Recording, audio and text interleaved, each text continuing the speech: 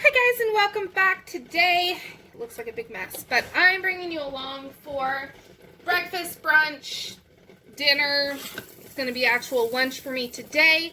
It is baked eggs, and not just baked eggs, but baked ricotta eggs. They are so good. They are a great make-ahead. Once I tried them, because I've been on the fence about a baked egg. But these are so good. And so I made them make-ahead just to make sure that they would stand up well, and they stand up beautifully as a make-ahead dish. So I'm going to start as soon as I find more ramekins, because all I have right now are these two. So I can only do up to 2 days in advance.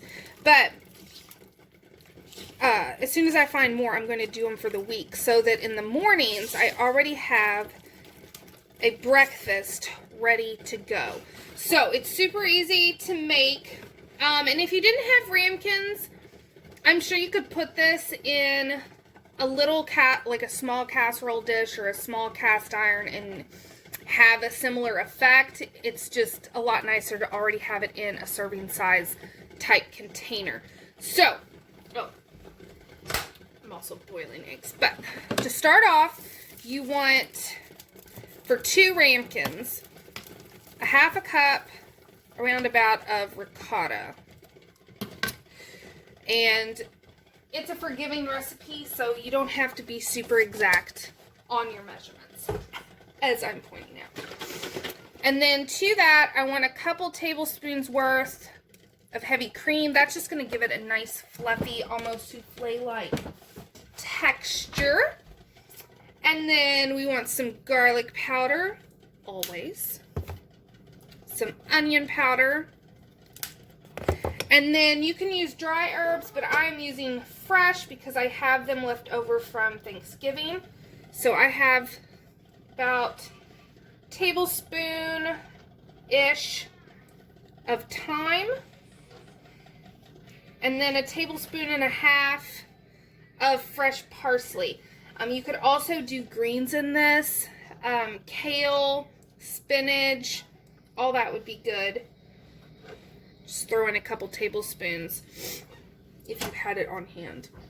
And then pepper, some salt,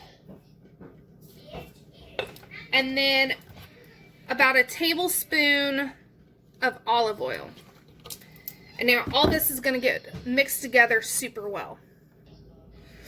Okay, so once you get everything all mixed together, we're ready to throw them in the oven. I have my oven preheated to 350 degrees, and I have the oven rack like upper middle, if that makes sense. It's not in the middle, it's upper middle. So now you're just going to divide this between the 2 ramekins. I want to make sure to get all this goodness. So I'm going to scrape the bowl.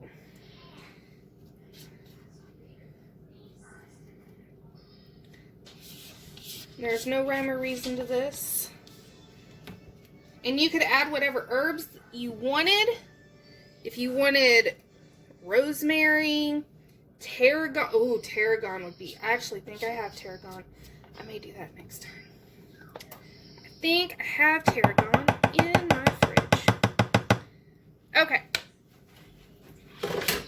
So, at this point, it's ready for your make-ahead. I have not tried it putting the egg on top and then putting it in the fridge because I have so many eggs right now, which is why I'm working on new recipes. I probably have 4 dozen. My ladies all started laying at the same time.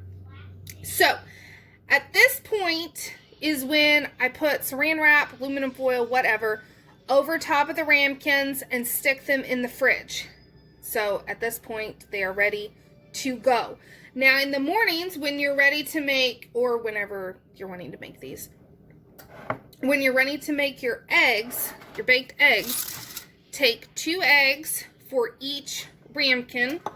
Actually, this one. I think it has more.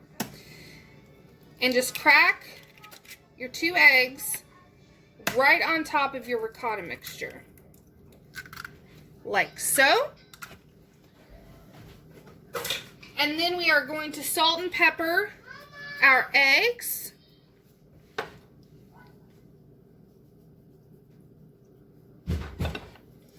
And then add some olive oil just to the egg whites. Okay, and then we're going to add some olive oil just to the egg whites. Because I found if you add it, about a tablespoon worth again. Tablespoon and a half. Just to your egg whites. Now, I do mine for 20 minutes. And that'll give me, I'll show you, I'll get ready and do it. That'll give me a like medium soft egg yolk. The whites are completely done and the egg yolk is like halfway done, because that's just the way that I like it.